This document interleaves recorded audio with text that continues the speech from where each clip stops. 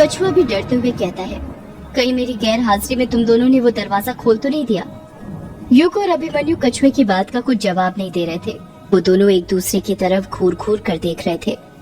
कछुआ डरते हुए कहता है, क्या हुआ, तुम ये एक दूसरे की सूरत क्यों देख रहे हो? मेरी बात का कुछ जवाब क्यों नहीं दे रहे हो? बताओ ना, कहीं तुमने यक्षिणी जिस कमरे में कैद है उसे खोल तो नहीं दिया? अभिमन्यु हिचकिचाते हुए कहता है, यार कछुए, बात यह है कि गलती से वो दरवाजा हम दोनों से खुल गया।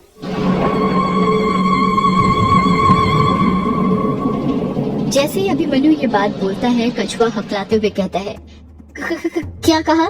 गलती से? इसे तुम गलती कहते हो? तुम्हें पता था ना कि उस कमरे में यक्षिणी कैद है, फिर भी तुमने उस कमरे को खोल दिया, आखिर क्यों? युग पहले कछुए के चेहरे का डर देखता है, फिर अभिमन्यु को देखकर हंसने लगता है। अभिमन्यु भी युग को देखकर हंसने लग जाता है। कछुआ हैरानी के साथ कहता है, क्या हुआ, तुम दोनों हंस क्यों रहे हो? यहाँ हम इतनी बड़ी मुसीबत में हैं और तुम दोनों हंस रहे हो? युग हंसते हुए कहता है, हंसे नहीं तो क्या करे, ये अभिमन्यु तुझे बेवकूफ बना रहा था और तू बेवकूफ बन गया। कछुआ मुंह फाड़ते हुए कहता है, मतलब ये कि दरवाजा खटखटाने की आवाज ऊपर वाले कमरे से नहीं बल्कि सामने वाले दरवाजे से आ रही है। वो देख। युग ने अपने हाथ से दरवाजे की ओर इशारा करते हुए कहा। कछुआ सामने वाले दरवाजे को देखते हुए कहता है, तुमने तो मुझे डरा ही दिया था यार, ऐसा भला कोई मजाक करता है क्या? मेरी तो जान ही निकल गई थी। अभिमन्यु हंसते हुए कहता है, जान तो तेरी कछुए तब निकलेगी जब यक्षिणी हकीकत में बाहर आएगी। चल अब जल्दी जा और दरवाजा खोल। ना बाबा ना, मैं दरवाजा नहीं खोलने वाला। पता नहीं कौन आया होगा इतनी रात में, ऊपर से ये लाइट भी नहीं है। अभिमन्यु अपनी जगह से उठते हुए कहता है, तू ना डरपोक का डरपोक ही रहेगा, लगता है मुझे ही दरवाजा खोलना पड़ेगा। अभिमन्यु दरवाजे के पास जाता है और झट से दरवाजा खोल देता है। जब दरवाजा खुलता है तो वो देखता है कि दरवाजे के बाहर कायर खड़ा हुआ था, जो पूरी तरह से पानी से भीग चुका था। उसके हाथ में एक पॉलीथीन थी जिसमें कुछ रखा हुआ था। कायर गुस्सा करते हुए कहता है, ये क्या, तूने इतना टाइम क्यों लगा दिया दरवाजा खोलने में? मैं कब से बाहर खड़ा होकर दरवाजा खटखटा रहा हूँ। अभिमन्यु कायर को कोठी के अंदर लेते हुए वापस से दरवाजा लगाते हुए कहता है, यार कुछ नहीं, ये सब बस कछुए के कारण हुआ है।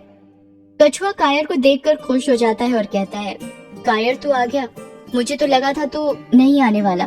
अरे ऐसे कैसे नहीं आऊंगा, आखिर कायर को कोई बारिश रोक सकती है क्या? वो क्या शेर था? हाँ याद आया, है ख्वाहिश की अब कोई ख्वाहिश नहीं, है ख्वाहिश की अब कोई ख्वाहिश नहीं, रुला दे मुझे अब ऐसी कोई बारिश नहीं, अब उसके अंगने में ऐसे बरसना बादल, अब उसके अंगने में ऐसे बरसना बादल, किसी के साथ करे वो कोई रंजिश नहीं। अभिमन्यु दाद देते हुए कहता है, वाह वाह।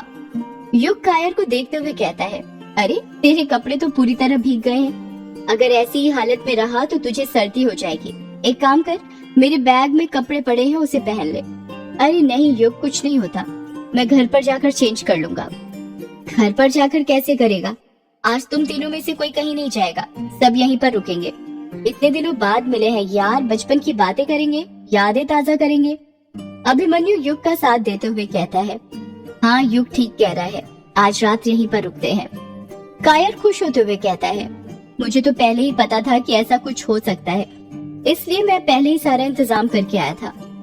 अभिमन्यु हैरानी के साथ कहता है, सारा इंतजाम करके आया हूँ मतलब? कायर अपने हाथ की पॉलीथीन अभिमन्यु को देते हुए कहता है, ये देख। जब अभिमन्यु उस पॉलीथीन को खोलता है तो देखता है कि उस पॉलीथीन के अंदर खाने के 4-5 पैकेट थे और 2 विस्की, 2 बिस्लेरी पानी की बोतल भी थी। अभिमन्यु कहता है, ये कहाँ से लाया? कायर अभिमन्यु के सवाल का जवाब देते हुए कहता है, अरे इसके ही कारण तो आने में देर हो गई। वैसे खाना बिंदु के हाथ का है, उसने युग के लिए भेजा है। तुम्हें तो पता ही है, बचपन से ही बिंदु युग की कितनी फिक्र करती है। कछुआ उदास होते हुए कहता है, यार क्या बिंदु ने बस युग के लिए खाना भेजा है, हमारे लिए नहीं भेजा? अरे कछुए, बिंदु को पता था कि हम तीनों भी उसके साथ हैं, इसलिए उसने हमारे लिए भी खाना भेजा है। फिर मैंने सोचा यदि सिर्फ खाना ही खाएंगे तो मजा नहीं आएगा, इसलिए फिर मैंने गला गीला करने का सामान भी खरीद लिया। युग हैरानी के साथ पूछता है, गला गीला करने का सामान मतलब विस्की यार? युग मना करते हुए कहता है, यार मैं विस्की नहीं पीता। कायर बड़ी बड़ी आंखें करते हुए कहता है, क्या बात कर रहा है, शहर में रहकर तू नहीं पीता? नहीं यार, जरूरी थोड़ी है जो शहर में रहता होगा वो पीता ही होगा। सिर्फ विस्की क्या, मैं कुछ नहीं पीता और ना ही सिगरेट पान गुटखा कुछ खाता हूँ। इससे सेहत पर असर पड़ता है। कछुआ बीच में ही युग को टोकते हुए कहता है, ओ ज्ञानी बाबा, तू नहीं पीता तो मत पी, हमें ज्ञान मत दे, समझा? हमें पता है हमारी सेहत के लिए क्या अच्छा है। तेरे हिस्से की भी मैं पी लूंगा, ठीक उसी तरह जिस तरह मैंने कायर के हिस्से की झाड़ू लगाई है। कछुए की बात सुनकर सब हंसने लगते हैं। अभिमन्यु कायर से कहता है, कायर जाकर तू चेंज कर ले, लाइट तो पता नहीं कब तक आएगी, उसके आने का इंतजार नहीं कर सकते। कायर अभिमन्यु के सवाल का जवाब देते हुए कहता है, यार लाइट आज शायद ही आए, गांव में बहुत बड़ा शॉर्ट सर्किट हुआ है और सुनने में आया है आज रात तूफान आने वाला है, जोरों से बारिश होगी, ऐसी बारिश जो सालों से नहीं हो। कछुआ हैरानी के साथ कहता है, क्या बात कर रहा है यार? हाँ यार सच। कछुआ डरते हुए कहता है, युग और अभिमन्यु, तुम दोनों ग्रेवयार्ड कोठी के सारी खिड़की दरवाजे बंद कर दो, पता नहीं कब क्या हो जाए। इतनी मेहनत से सफाई की है, अगर कचरा अंदर आ गया तो फिर से सफाई करनी पड़ेगी। अभिमन्यु कछुए को ताना मारते हुए कहता है, हाँ हम दोनों सारी खिड़की दरवाजे बंद कर दें और तू यहाँ मजे से आराम फरमा, है ना? अरे नहीं यार, तुम्हें तो पता ही है अंधेरे से मुझे कितना डर लगता है, अगर तुम काम कर लोगे तो क्या हो जाएगा। युग अपनी जगह से उठते हुए कहता है, अभिमन्यु हम दोनों को ही सब खिड़की दरवाजे बंद करने पड़ेंगे, तुझे तो पता ही है इसकी आदत, इससे कुछ नहीं होने वाला। रात के 10 बज रहे थे और बाहर जोरों से बारिश हो रही थी। लाइट अभी तक नहीं आई थी, पर लैंप वाले झूमर को उसकी जगह पर लगा दिया गया था। झूमर के अंदर के सारे लैंप को जला दिया गया था, जिस कारण कोठी में हल्की हल्की पीली रोशनी चारों तरफ फैली हुई थी। उसी लैंप वाले झूमर के नीचे युग, अभिमन्यु, कछुआ और कायर खाने और पीने का सामान लेकर बैठे हुए थे। कायर ने कपड़े चेंज कर लिए थे। कछुआ खाने की पॉलीथीन देखते हुए कहता है, जल्दी ओपन कर भाई, अब सब्र नहीं होता, बहुत तेज भूख लगी है। कायर खाने के डिब्बे पॉलीथीन के अंदर से निकालते हुए कहता है, निकाल रहा हूँ यार, सब्र तो कर थोड़ा। कायर पॉलीथीन के अंदर से खाने के 4-5 डिब्बे निकालता है। जैसे ही कायर पहले डिब्बे पर से ढक्कन उठाता है, खाने की महक चारों तरफ फैल जाती है। युग खाने की खुशबू सूंघते हुए कहता है, वाह यार, खुशबू तो बहुत अच्छी आ रही है। कायर कहता है, अच्छी क्यों नहीं आएगी, आखिर मेरी बिंदु ने जो बनाया है। वैसे ये है क्या, बैंगलोर में तो ऐसा खाना नहीं मिलता।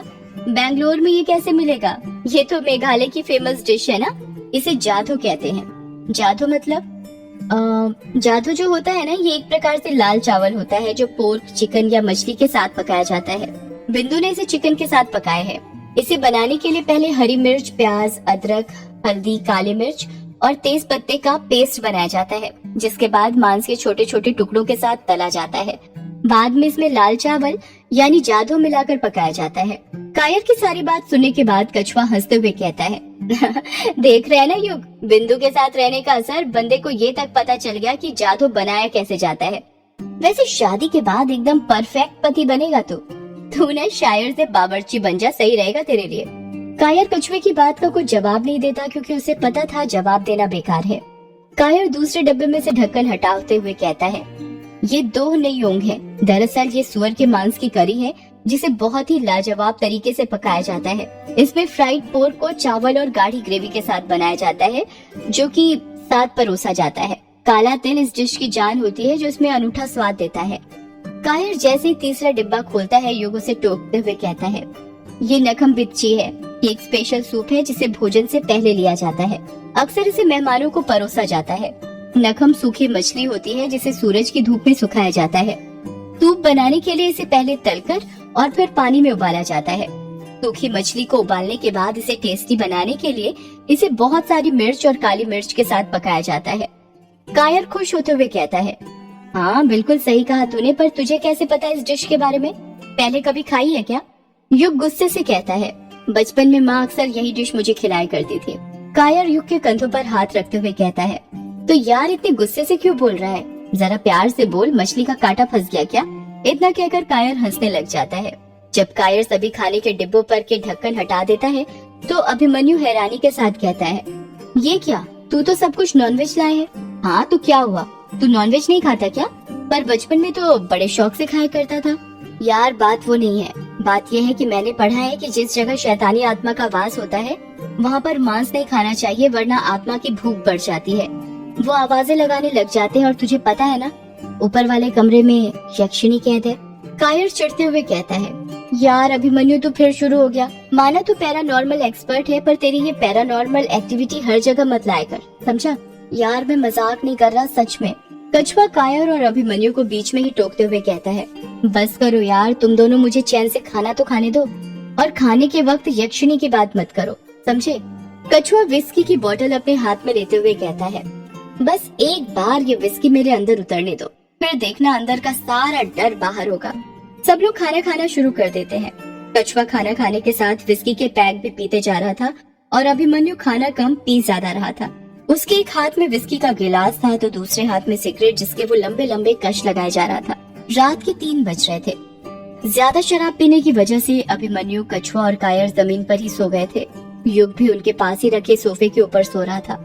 युग सो ही रहा था कि तभी उसे एक सपना आता है। उस सपने में वो देखता है कि उसके पापा और वो बेंगलोर के एक्सीलेंस बोर्डिंग स्कूल के दरवाजे के सामने खड़े थे। ये वही दिन था जब युग ने आखिरी बार अपने पिता को देखा था। इस वक्त युग 6वीं क्लास में था और युग के पिता उसे बोर्डिंग स्कूल में छोड़ने आए थे। युग के पिता की आंखों में नमी साफ दिख रही थी। युग के पिता पैरों के बल बैठते हुए युग से कहते हैं,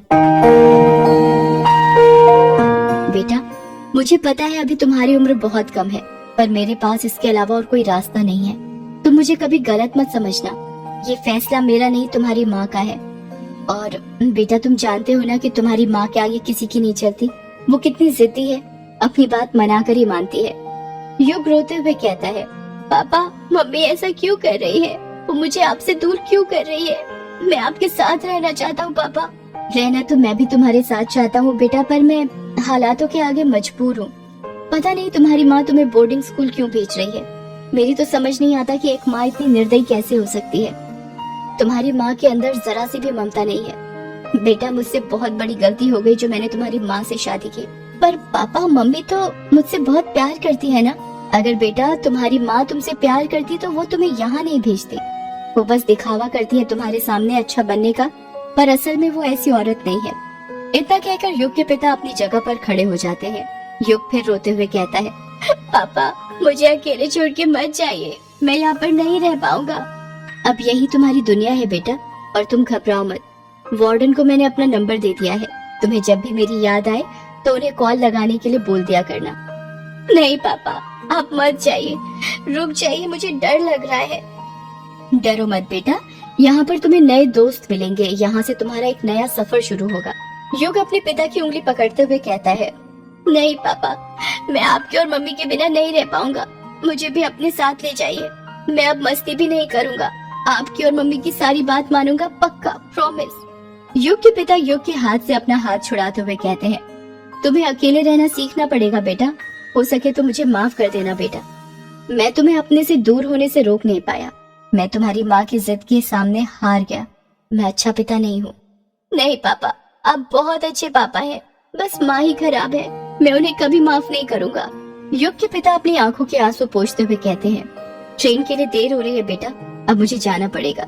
युग दहाड़ मार मार के रोने लग जाता है और कहता है, नहीं पापा, अब मत जाइए, रुक जाइए।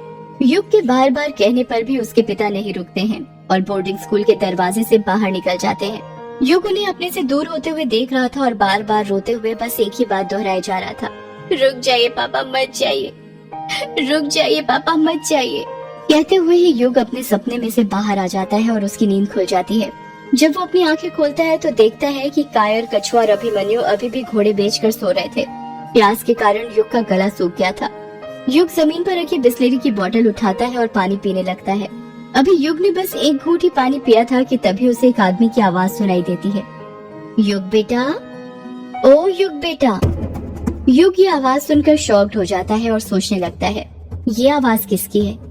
हवेली में तो हम बस 4 ही लोग हैं और ये तीनों तो सो रहे हैं। फिर ये आवाज किसकी थी? कहीं मेरे कान तो नहीं बज रहे? फिर आदमी की आवाज सुनाई देती है, युग बेटा, ओ युग बेटा। युग खुद से कहता है, नहीं नहीं, मेरे कान नहीं बज रहे, सच में आवाज आ रही है और ये आवाज तो कुछ जानी पहचानी लग रही है। हाँ, ये आवाज तो पापा की है, मेरे पापा की।